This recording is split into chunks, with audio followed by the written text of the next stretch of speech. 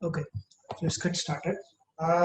So today we are going to see heat and wave equation and Laplace equation derivation. So Laplace equation derivation is very simple, okay, because once you derive the heat and wave equation, it is very difficult.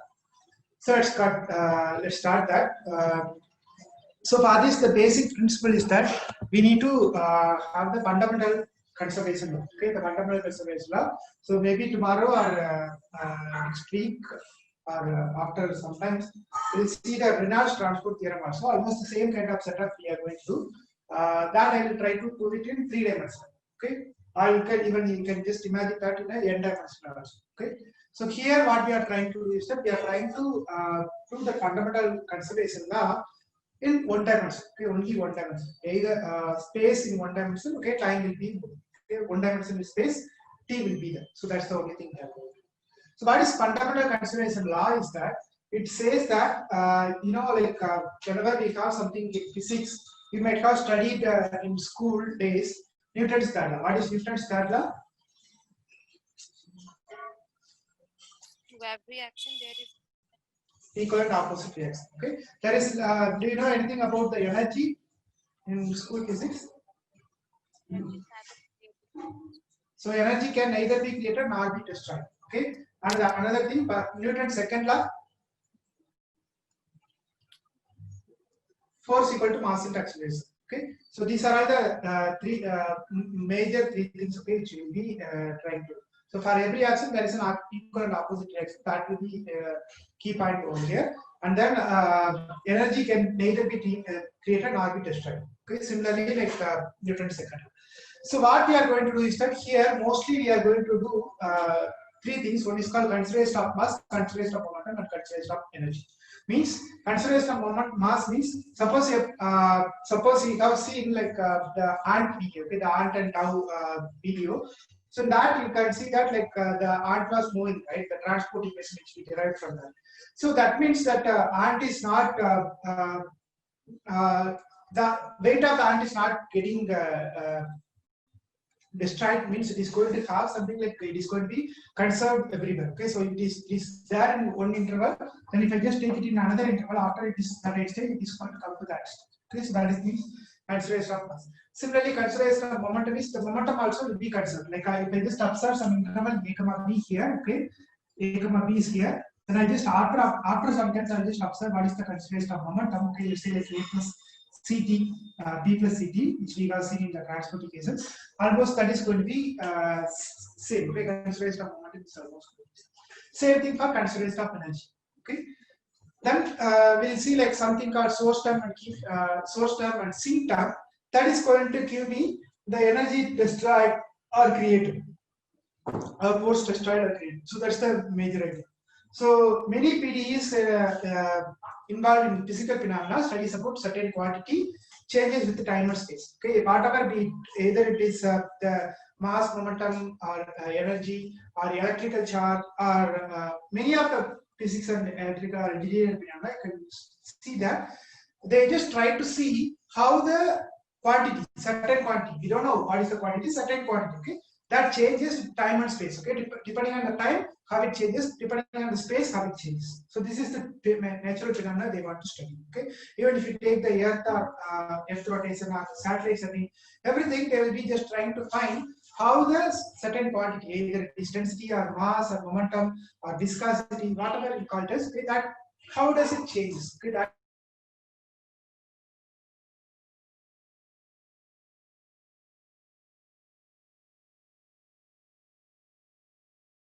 they try to respect to timers, assume that these changes will be the conservation.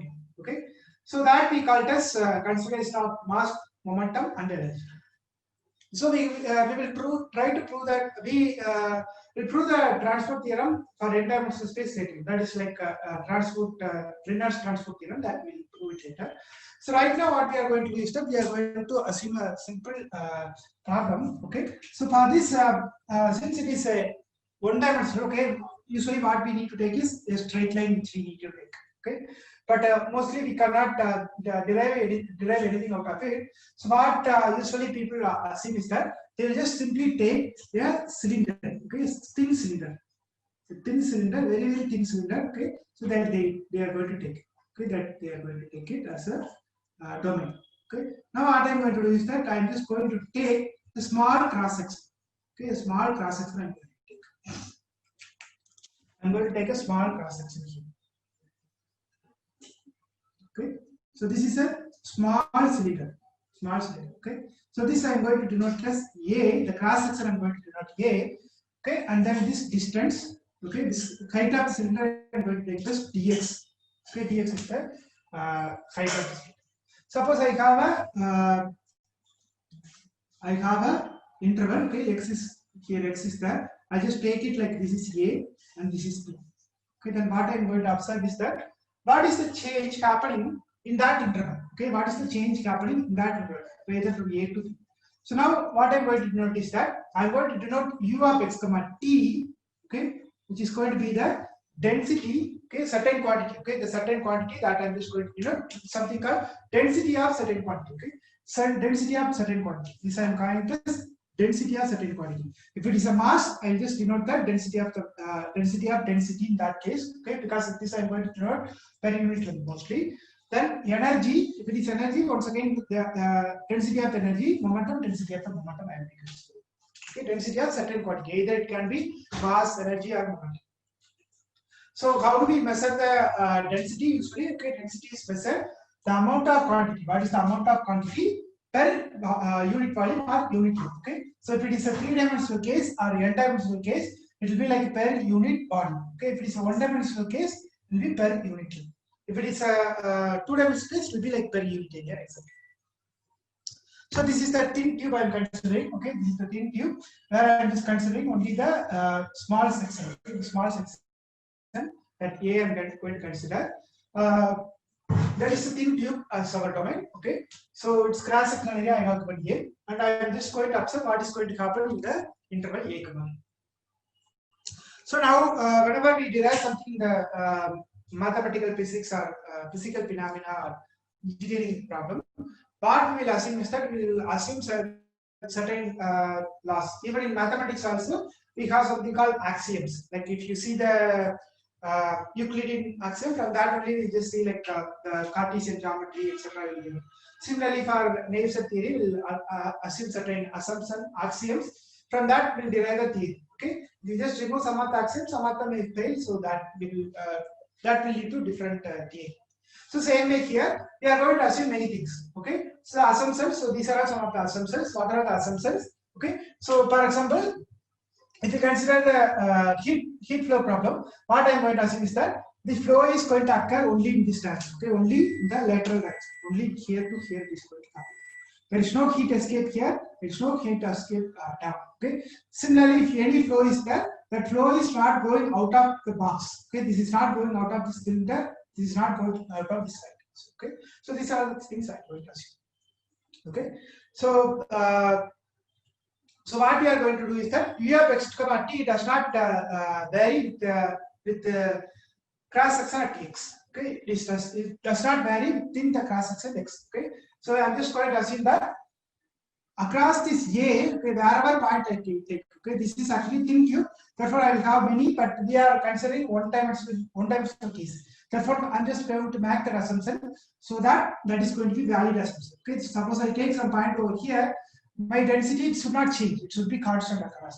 Okay, it should be constant. It remains constant everywhere. Okay, it is a small thin cylinder. So in that case, I'm just taking everything is constant because I'm supposed to solve a problem over here. Okay, I'm supposed to solve a problem over here. That is only one point. Whereas I'm just taking only a cylinder, so that means I'm just going to make this assumptions. Okay, the domain has constant cross-sectional area. Okay, if the density is not going to change across this cross-sectional area. Also, I'm going to assume that this cross-sectional area is constant. Okay, the domain cross-sectional area is constant. Means this thin tube is uniform thin tube. Okay, I'm just going to assume that the domain constant cross-sectional area. Then I am going to denote one more variable which is called pi. Okay, pi is going to denote me the flux. Okay, flux is going to measure me. I'm just going to observe how much it was went inside and how much it was come outside. Okay, that is nothing but the flux which I am going to take. Denotes the flux of the quantity at time t. Okay, means how much it is going to be in and how much it is going to be out. From the right side to left side to right. So we are assuming we are just measuring this also. Again, the quantity crossing the section. So I'm just assuming what is the quantity crossing the section at x from here to here at x comma t. Okay, so this is going to be my x. For example, if I just put it over here, this is my x. So at this x, I'm just going to observe how the flux is going to change. Okay. So if pi is positive, okay, if pi is positive, what we are going to say is that if the pi is positive, the flow is flow is to the right. Means the pi is positive means it is going to the right. The flow is to the right. If pi is negative, that means the flow is coming in this direction. Okay, pi is positive means it is going in this direction. Pi is negative means it is coming in the opposite direction. Also, like another quantity which is called f of x comma t. Okay, f of x comma t is going to denote f of x comma t is going to denote the rate at which the quantity is created or destroyed. Okay, this we call it as either source term or sex term. Means suppose some in case of gravitational force is there, what will have is that we will have some extra force will come. Okay, or if you have something like a heat problem, okay, in that problem, what you can put is that you can put extra additional source over here, additional heat over here. Okay, for example, I can put additional heat over here. Then I have to observe the phenomena like how that is going to make. Okay, either I can create some heat over here, or I can destroy the heat also. For example, if you just take some cup of milk or something, what you can do is that if you just put some ice cubes in that, okay, what will happen? The heat will dissipate. Okay, the heat will just reduce them. Okay, means I'm just adding some extra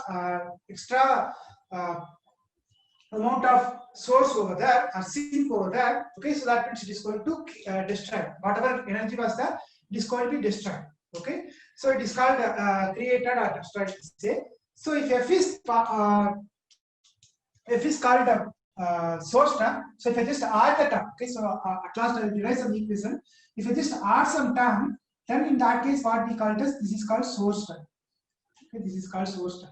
If I just subtract this something, okay, means if it is F is negative, then in that case we say it as so F is positive means it is source, F is negative means it is sink. Okay, that is the way it is. So these are the assumptions. Okay, now let's come to the small cylinder, the small cross section cylinder. Then let's see what is going to happen. So it is given that u of x comma t is the amount of quantity at time t, the small section of delta x. Okay, and this is denoted by at x at time t. Now what is going to happen at dx? Okay, what is going to happen at dx? So if it is dx, what will happen is that I have to multiply with the density. Okay, density of the cylinder. What is the density of the cylinder? Density of the cylinder is going to be mass into volume. Okay, mass into volume is going to happen. Okay,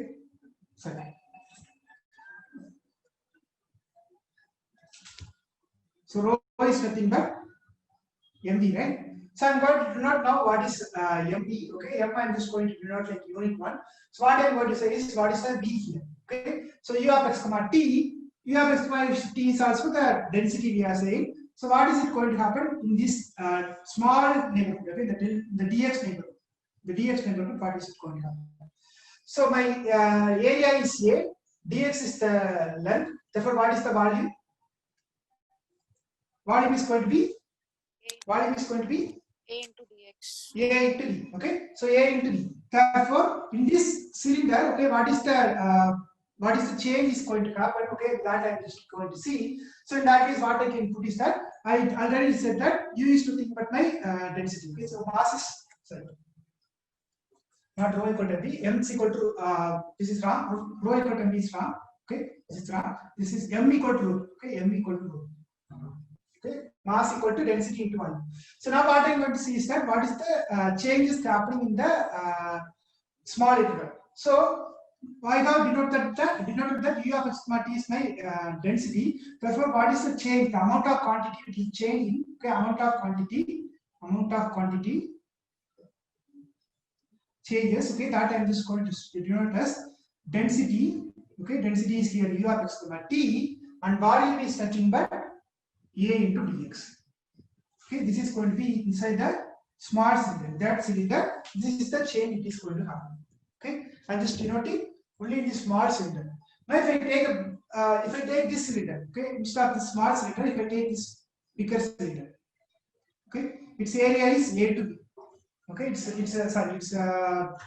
length is okay, and the height is A to B. Therefore, what I can denote is that the dx is there. So I can denote that as integral A to B u of x comma t a into dx. Okay, so this is going to happen in that interval. A to B is going to happen. Okay, this is going to happen. A to B u of x t a comma a into dx. Okay, everything is clear. We are not doing anything over here. Okay, so I just take small cylinder and then we are going to expand it. So now what is the unit of pi? Okay, unit of pi similarly. The unit of pi is nothing but the amount of quantity per unit, the same way. Okay. Then what is the actual amount of quantity crossing the section at given time is again the same thing. What we can do is that we can just denote that as the flux it is going to happen. That I am going to denote it as A into pi of x. Okay. For pi plus, I am just going to denote inside in that interval. Okay, in that interval, I am just going to denote A into pi of x. Similarly, the same way f is considered. Okay, the same concept. Whatever we have did for that, almost same concept we are going to do. So f is again in the same way. So once again, the amount of quantity being created in a small section. Suppose I consider this small section, some amount of energy is created at this time. So in that case, what I can do is that the same way. What I can denote is that the same way. What I can denote is that f of x comma t a into dx.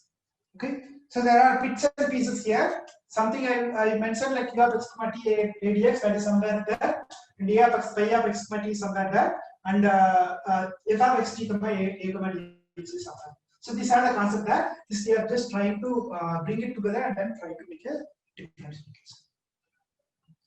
Okay. So now the same way, since f of x comma t a dx is going to denote only for this small dx. If I just want to observe this for a to b, okay, once again put the integration a to b f of x comma t a into dx. That means it is in the arbitrary section. A and b are I have chosen some arbitrary interval. So now, as per the conservation laws, okay, as per the conservation laws, what it is saying is the rate of change of quantity, the rate of change of amount of the quantity in the section AB, okay, in this arbitrary interval AB must be equal to the rate at which the quantity in XA leaves and out. Okay, means how much it is coming here, the same amount is going to go here. Okay, that is the assumption we already made. Okay, it's nothing but what is the rate of change. Okay, so what we are trying to do is that what is the rate of change at this place I'm going to appear, what is the flux I'm going to appear, what is the flux over here I'm going to appear, which is going to occur at that I'm going to try to find it. Okay, what is the rate of change? Okay, the net flux I'm trying to find. So what is the net flux? It will come is that it is going to come like this is nothing but the rate of change of quantity I got, right? So the rate of change of quantity I can write as d by dt of okay a to b u of x comma t a into dx, which is equal to okay. So this side I am going to take what is the flux over here. Okay, if I am just observing at this place, this is for a into pi of x comma t at x. Therefore, at this place, what it is going to come? This is going to come a into pi of a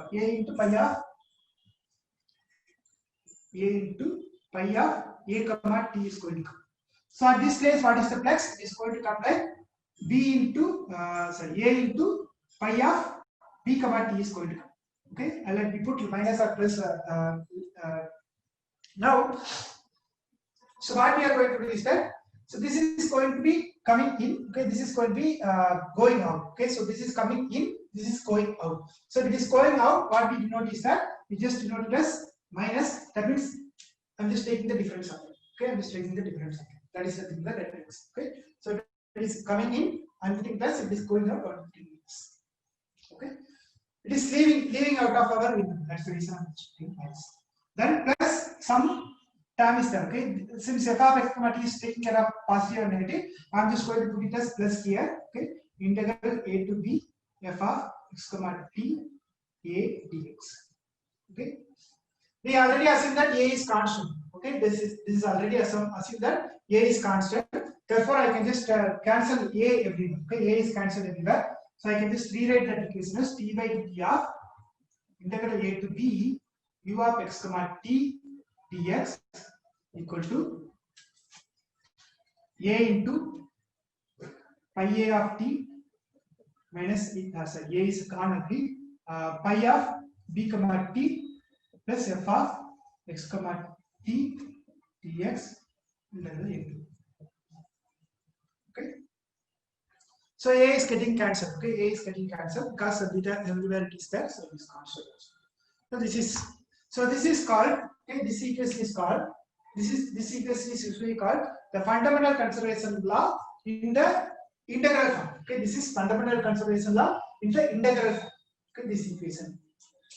So what is it saying? The rate of change of quantity, the rate of change of whatever quantity you take, okay, in that interval is nothing but whatever the flux is coming in, okay, minus the flux going out, plus some source term is going in. This is the fundamental conservation. Okay, in the Reynolds transportation theorem also, we will say the same way. Okay, the same way we are going to. Now what we are going to do is that, so this is an integral equation. It is not a this is an integral equation. This is not a differential equation. Let's try to figure out what is the differential, corresponding differential equations. Okay. So what we are going to denote is that we are going to use this theorem. Okay, the real analysis theorem. So it is called Leibniz rule. Okay, Leibniz rule. What we have is that t by dt of integral a of t to b of t, f of y comma t equal to f of bt minus f of bt comma t beta sub t minus f of t comma t a dash t plus this term is there. Okay, then what we can do? Okay, this is written over. Okay, this is nothing but what we are doing here. We are just trying to bring that d by dt inside the integral. What is it? What does it mean here? This is nothing but change of. What is the Leibniz rule is saying here? It is continuously differentiable. Okay, f of x is continuously differentiable. What we are saying is that we can just bring it inside. Okay, the differentiate, the whatever derivative is outside, we are just bringing it inside. Okay, taking the derivative inside the. So that's the rule we are going to use here. Okay. Yeah. So that's the rule I'm going to use here. Since so I'm going to assume that u is continuously differentiable. Okay, u belongs to C1 of R. Okay, then what I can say is that it is continuously differentiable. If it is continuously differentiable, what I can use? I can use the Leibniz rule. Okay, so the Leibniz rule is going to bring that integral, that derivative inside the integral. Okay, so therefore this is going to become like d by dt of u of x comma t a to b. Okay, that is going to be, this is going to become this. Okay. Now, further, suppose pi is continuous. Okay, pi has continuous partial derivative. Then, using the fundamental theorem of calculus, what we can write is that I can write this as, okay, this one I can write it as minus. Okay, this I can write as minus a to b, because a is here, b is here, but I have written a pi of at minus pi of bt. So I got to put minus here, so that this will become like pi of bt minus pi of at. So integral a to b pi x comma t dx. So this is from fundamental theorem of calculus. Okay, if you just observe over here, just differentiate with respect to x. Okay, just integrate with respect to x. What you will get is that if you integrate with respect to x, you will get that pi a of t minus pi b of t. Okay, this is going to come because there is a minus sign. Any doubts here? Okay. So that means what I am going to get is that. Okay, so what I am going to get is that suppose this f is not there. Okay, when the f is not there. Okay, suppose this f is not there. What I will get is that I am going to get, this is going to be a to b ut. Okay, ut plus pi x of x comma t.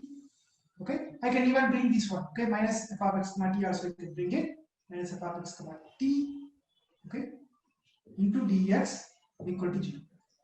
Okay, see this a and b I have taken arbitrary. It is not a fixed. It is arbitrary. A and b I have taken arbitrary interval. I have taken. I can take anywhere here, anywhere I can take. And the length also I don't consider much. So it's a simple sum interval I have taken a to b.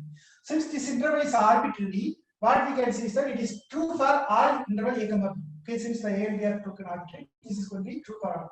That means what is it going to give me? That this is going to be true for all a and b, that interval. Therefore, the integral must be 0. Okay, that integral must be 0. Therefore, what we are going to get is that we are going to get ut plus pi x equal to f. This is called fundamental conservation law, okay, in differential form. This is called fundamental conservation law in differential form. Okay, so this is the one which we are going to use everywhere now for deriving the heat equation or wave equation. So what we are trying to do, let's see. So this is the fundamental conservation law, okay, where pi x f are function of x comma. It can be like now we have taken x comma t, but in general what we can take is that we can take not only x comma t, we can take even x comma t comma u also. So if f and pi are function of t and u, then what it will become is like, it will become like a non-linear conversion. It will become like a non-linear. A simple example, okay. A simple example. This one we have already derived using the Ant and Tau problem. Okay. So the Ant and Tau problem we have derived. So now what we are going to take is that we are going to take a flux. Okay. The flux, depending on the flux, the equation is going to change. Suppose I take the flux. Okay. The flux I just take pi equal to c. Okay. Pi equal to c means what is it going to do? The flux is going to it is going to denote me that the particle or the pollutant, whatever is there, or the ion, whatever is there, it is going along the flow with the speed c. Okay, at the speed c, it is going along. Okay, speed is going to c. So the flux is going to be then, the flux is going to be c multiplied by u. Okay, where u is nothing but the velocity, the displacement or the velocity. So then what is it going to denote is that, so pi equal to c means what is it going to become? Ct e plus cux equal to f. Okay, if I put equal to f equal to 0, this is nothing but the transport equation or advection equation. Okay, it's called advection equation. So if I put f equal to 0, this is called advection equation with no source. So I put f, then it is going to be advection equation with the source. So what is advection? Advection is nothing but it is going to transport something. Okay, advection usually advection. Okay, there is two concepts which you will see. One is advection, another is diffusion.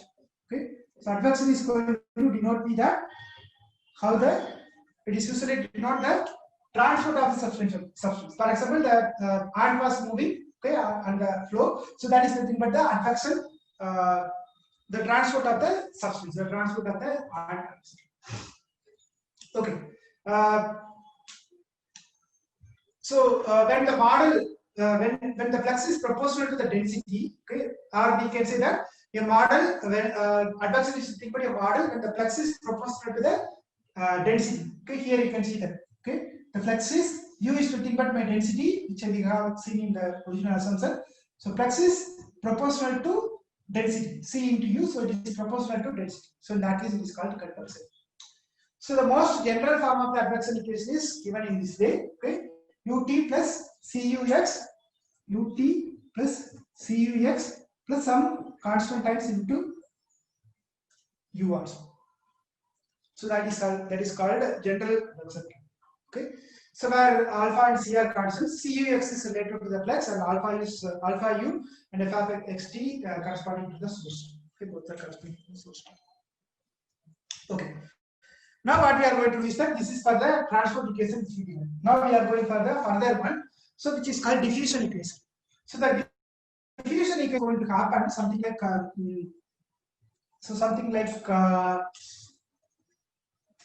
I'll just give you some example, simple example. Okay. So diffusion is going to be something like a molecular disturbance, molecular motion. Okay, the material by a molecule, transport of a material by a molecular motion. For example, you are standing in a queue, okay, or a row for buying a ticket, okay, for buying a ticket to watch a film or IPL cricket match, etc. So then what is happening is that, like in India it is always crowded, so it will be like a long queue will be there. Suppose someone is pushing from the back side, okay, then that disturbance will be happening everywhere. Okay, that suppose someone is just leaning someone or just push someone, then what will happen is that we just see that there will be some congestion or some kind of disturbance is going to happen everywhere. Okay, means he is going to be pushing from the back and it is going to keep propagating along the till the end also. Okay, means till the beginning also it may happen. Okay, it will impact everyone. So suppose someone is in between. Okay, suppose some person is in the middle of the row. He is strong enough to produce opposite force. Okay, he is strong enough to produce opposite force. Then after this stage, okay, so you are just standing here. So some people are standing here. Okay, in a queue. Okay, so some people are standing here. So suppose some person is very motor person, okay, and he has a very strong pose to oppose all of us. So he's just trying to push over here. He's very strong enough to suppose to pose. Then what will happen is after this person, this will not get disturbed. So up to here it will be disturbed. After that it will not get disturbed. Okay, so this is going to happen. In the when you observe in the queue, which you are standing in the cinema theater or something. Okay, or sometimes suppose there is a gap. Okay, suppose there is a gap, some kind of discontinuity is there. Okay, this is not completely back. It is completely like because some kind of discontinuity is there. That time also what it will happen, it will not affect the particles over here. Okay, so same phenomena which we are going to do here. Okay, so what we are going to do is that we are having a instead of a person. Now assume that there are some molecules are there. Okay, small molecules are there, or atoms are there. Okay, small molecules are there. Now what it is going to do, suppose this is going to give you some kind of disturbance. Okay, I'm just going to make some kind of disturbance over here. Then what it will happen, there will be some flow happening here. Okay, that the flow here it will be higher speed. Okay, this is going to be higher speed. Okay, this may be in a lower speed or in constant. So what it will happen, if I just disturb something the higher speed over here, this is going to affect the adjacent particles. So this is going to affect this particle. Then this will affect this particle. This is going to affect this particle. That is, it is completely packed. Okay, it is a continuum problem we are taking. So therefore, it is going to affect this one. This is going to affect this one. This is going to affect this one. That means it is going to affect one by one. Okay. So what it will happen? So this is going to happen the higher to lower. Always it will happen to higher to lower. Okay. The higher flow of speed, which is going to affect the neighboring particle, so that this will get disturbed. Then the flow will be cleared. Okay. The higher particle is going to disturb the lower. Okay. So the fluid moves at a high speed will cause a disturbance to the adjacent fluid, which moves at a low speed. Okay. Now, if the high speed fluid is strong enough, okay, stronger enough, like the speed which is happening here is very strong, like tsunami waves or flood from a dam break, etc. So in that case, this is what will happen is that this is going to affect the adjacent fluid enormously. So what it will happen? It can swallow or can sweep away all the materials or its thing. Okay, in between whatever is there, it will just swallow or it will just take it along with that all the same way what the ant was. The ant was not strong enough. Therefore, once it is falling along the flow, it was going. Okay, otherwise what it will happen? It will just stand over there. Okay, if it is strong enough, it will stand over there. Now, same way, suppose if we have a strong enough object, okay, strong enough like a dam wall. Okay, in that case also flow is happening, but it is not strong enough. There is compared to the construction of the dam wall. Therefore, it is not taking that sweep away. It is just forming a equilibrium position over there. Equilibrium means it is going to produce an opposite force over there, the dam wall. So that is going to not going to affect the wall. So which it is going to affect the wall, but it is going to produce opposite direction. Some energy is going to produce some kind of opposite reaction is going to happen. That is strong enough that what the flow is happening in the river. Okay, so that means it is going to form a diffusion. Okay, so in some most of the cases, this advection and diffusion will happen together. Okay, advection and diffusion will happen together in many cases. Okay, so now let us consider the advection diffusion in the same way. If you consider the heat equation also, almost the same thing is going to happen. Okay, so you have a heat rod. Okay, you just assume that you just keep some kind of spoon on a katori or something like a vessel. Okay, you have some vessel is there, and that you are just keeping a spoon, and that vessel is very hot. Okay, then what will happen? So if I just keep my spoon over here, okay, this is my container where I just boil some water or something. I'm just keeping a spoon over here. So here the heat will just pass over here. Okay, this is the hot place, and this is going to be the cold place. Okay, this is hot, and this is going to be hot and cold place. So you can see that at some time it will be hot over here. So when the time moves on, this heat will be going from here to here, means hot to cold. So here hot means it is high speed. Sorry, hot means high speed. Okay, hot means it is going at a high speed. Okay, similarly. So it is going at a high speed. Therefore, this place is hot for me. This place is cold for me. Therefore, this is going in this direction, means hot to cold it is going to be. Okay. So the molecules, I said, right, the molecules are getting agitated. This agitation will happen much faster if it is going at due to the temperature. Due to the temperature, it will be happening. If there is a high temperature, then that molecule will be getting more agitated. Okay, more agitation. So the same way, what we discussed in the river flow, the same way the heat is also flowing. Okay, when one end of the rod is heated, what will happen? The molecule get agitated. Okay, so it will just get disturbed and then it will just affect the adjacent molecules. So the flow is almost happening the same way. Okay, the heat will be going from hot to cold. So again, this agitation is depending on not only this flow, it also depends on the other parameters like temperature, density, and many other physical parameters will be playing the role. Okay, for example, if you just take a different materials, okay, depending on the material, you can see that the temperature flow will be little minimal. Okay, if you are just heating a rod, make iron rod make it faster, whereas if it heats some copper rod, some other materials, maybe the heat may be flowing little slow, depending on the density and things. So higher temperature, the agitation will be okay. So that is more density gradient. So what is it meaning that? So that is more density gradient leads to more flow. Okay, if there is a, if you just take a gradient over here, more density gradient. Okay, more density gradient leads to more flow. I will get more flow. So what does that mean? So flow, which means you are just trying to see what is the flux. Okay, what is the flux? The flux is nothing but the measure of the flow. Okay, flux is nothing but the measure of the flow. So in this case, what is it going to happen? The pi is, okay, the pi, whatever I have denoted here, the pi is proportional to, okay, proportional to the gradient of the concentration of the substance. Okay, gradient of the concentration of the substance. Therefore, mathematically, what we can do is that gradient is nothing but in one dimension scale is nothing but a derivative. So pi is going to denote, pi is going to be something proportional to ux is going to be. Okay, this is respect to the space, so we are going to denote ux. So I can just denote some proportional constant k. I'm just denoting minus k because it is always going from hot to cold phase. Okay, highest speed to lowest speed. That's the reason it's going to minus k. Okay, that means it's going to be that. Is going to. So usually what we denote is that this is usually, this k is usually denoted as k square. Okay, minus k square usually denote. Okay.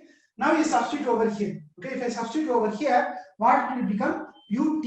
Okay, so this is going to be minus k square. Okay, ux of x, because this is pi x. Okay, equal to f is going to come. That is nothing but ut minus k square uxx equal to f.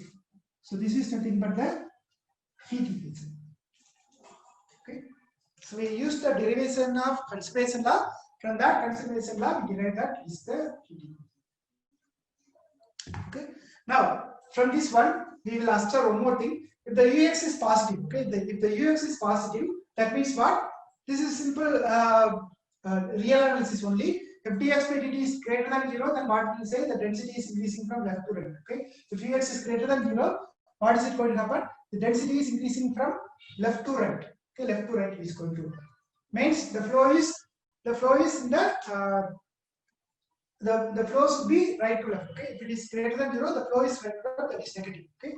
The flow should be right to left. Therefore, it is going to give me that. This is going to give me the. It is going to give me that it is a negative. If ux is less than 0, okay, if ux is less than 0, what will happen? The density is decreasing. Okay, ux is denoting the density, not the flow. Just remember that ux is denoting the density. Okay, density of the quantity. If ux is greater than 0, the density increases from left to right. Okay, from the left to right, it is going to increase. So if the density is higher over here, what is it going to happen? The flow is going from right to left. Okay, the flow is going to happen from right to left, or the flux is in the right. The flux will be from right to left. Okay, that means it is negative because it is happening in this direction, so it is going to be negative. So if ux is less than 0, okay, if ux is less than 0, that means if it is hot and cold, if it is hot to cold, what is it? Hot to cold means it is negative, right? Hot to cold means it is negative. It is going from hot to cold, therefore it is negative because here the higher temperature, here the lower temperature. Okay, this is high, this is low. Therefore, this is nothing but this is going to be that the gradient is negative. Okay, so if the gradient is negative, okay, that ux is negative, what is it going to happen? it is the density is right to left. The density decreases from right to left. Therefore, in that case, what will happen? The flow is happening right to left. Sorry, left to right. Okay, the flow is happening right to left. So in that case, the race is nothing but the flux is constant. So this is mathematical heat equation figure, right? And if F equal to 0, that is called this is usually called as the general diffusion equation or Fick's law. Okay. Similarly, you can add the adversarial and diffusion equations together. So already we got derived ut plus cux equal to 0. We got derived. Now you can combine these together. Okay, you can combine these together. Ct plus ut plus cux minus k square ux also you can combine together. Then that is called adversarial and diffusion equation. Means both are happening together. Adversarial and diffusion is happening together. So, for example, consider the ant story or pollutant in everywhere. So, these are all some kind of things which is happening. So, here advection occurs due to the river flow with the speed c. Okay, the advection occurs due to the river flow with the speed c. Whereas, since the pollutant is also flowing, or the ant is also flowing, what is going to happen? It can diffuse also depending on the flow of the speed. Okay, depending on the flow of the speed, it will be this diffusion. So, If the yes. So, like in advection equation, if f is equals to 0, then we will only say that it means if ut plus ux is equals to f, such that f is equals to 0, then we will say that it is an advection equation. If f is not equal to 0, okay, if f is not equal to 0, then what can we say about that? It's also a kind of advection equation with homogeneous term. That means it's an like basically inhomogeneous advection equation. If we say mathematically, it is. If we say physical point of view, what we are saying is that apart from that advection equation, there is something extra force or extra things are created. Okay, extra terms are created. F is nothing but the source term, asymptom which we decided, right? So that means there is something extra is going to happen. Either something will be destroyed or something will be created. Means I'm just going to add some more thing. Okay. So that means the flow may be going much faster, or the heat may be going much faster. For example, here as I mentioned, the hard to hold. So suppose I just mentioned this is some kind of flow is going to happen. If I add some extra term over here, let's say like some, for example, if you just see the equation like dou t by dou x, dou t by dou t equal to dou square t by dou x square, okay, plus something like omega into t minus ta, okay. In this case, what will happen is that this is nothing but the kind of I have something like a extra terms are there. Okay, advection terms is there. Okay, advection terms. For example, I can put one more term, advection term. I'm just putting some left term here, right? So this left term is going to denote me something called sink or source term.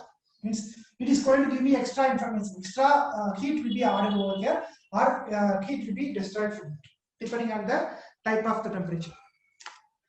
Okay. Okay. So, in case of heat equation, what we are going to notice that this is also kind of diffusion model. So in this case, we can consider rho as density, okay, C as specific heat and T as temperature, and U as energy density. Then what you can denote is that this U of x comma T is going to be rho into okay C T of x comma T. Okay, means I'm just rho is density of the particle. Okay, this is not this density. This density is something different. This density is something different. This is the density of the material. This is density of some quantity I'm just saying. Okay, so they both are different. So just observe. So rho C T. Okay, this is going to depend on the. It is going to be proportional to. Okay, the density is going to be proportional to rho into C into specific heat into the temperature. Okay, which we call as so which together we call as energy density. Okay, this is called energy density. So instead of that mass density or momentum density, I'm just going to denote energy density. So in that case, what it will become? So if I just substitute it over here, this is going to become like rho C into dt plus, okay, I'm just going to substitute that. So this is going to become like minus k square, okay, txx, okay, equal to 0. So this is called usually the heat equation, okay. So note that here I am just using some abusive notation. Okay. Okay. Okay, so in n dimensional, what it will be? So in n dimensional, suppose so here we have decided for one dimensional, right? We can extend this for n dimensional. So n dimensional, what you do is that you take any domain, okay, n dimensional subspace, n dimensional domain you take, and take a subspace, take a domain in that. Okay, so now omega is my domain. Omega is my domain. I'm just going to denote omega s as a subregion. Okay, like the way we have taken dx, a small region. So the same way I'm going to take a omega s, which is nothing but a subregion. You take a topological surface. In that topological surface, you just take small region, a subregion you take. Then the same way, the rate of change of total quantity with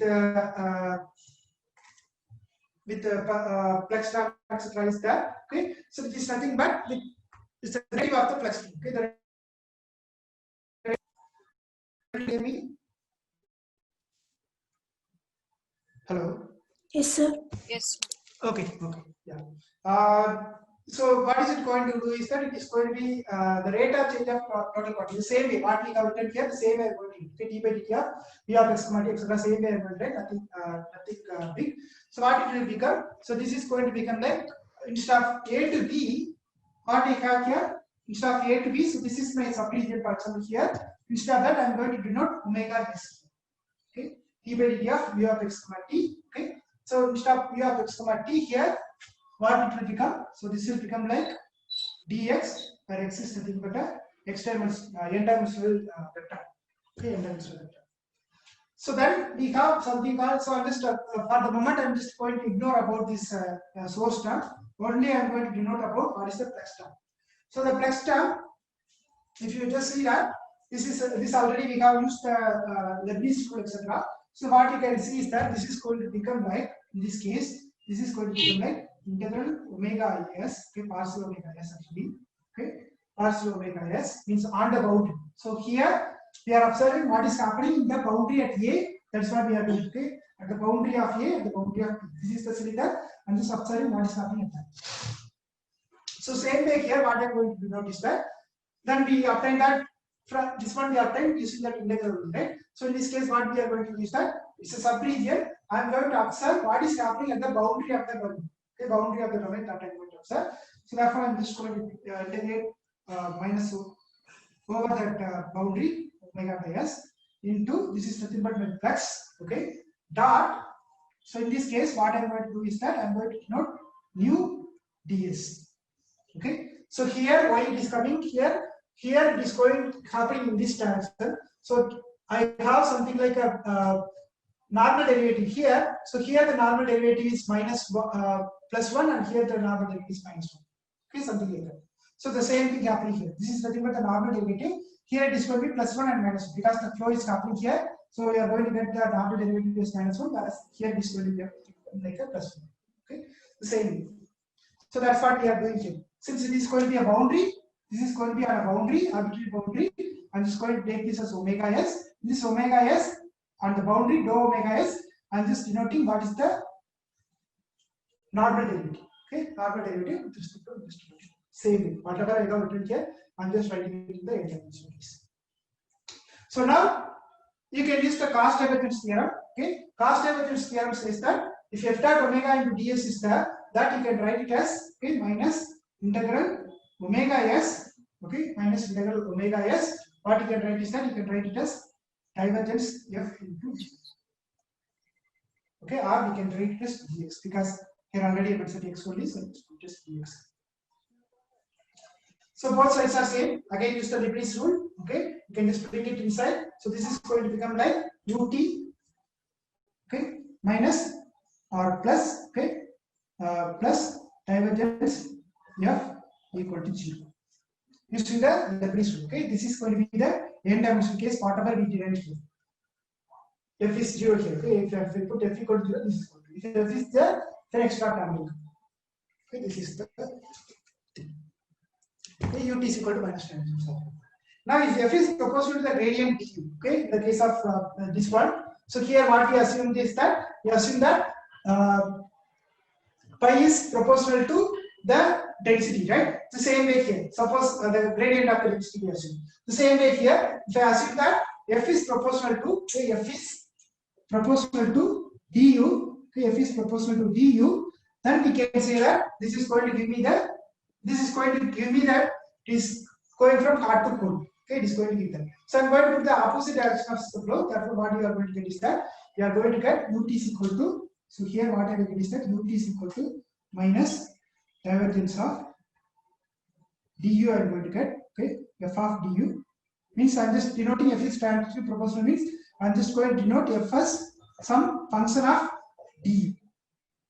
Okay, in that case, we have taken simple case. Okay, so if f is function of du, then what will happen? I'm just going to denote for small du. What I'm going to denote is that I'm just going to denote this one as minus c square t for small flow. Okay, so then what it will become? This is going to become like ut is equal to c square del u.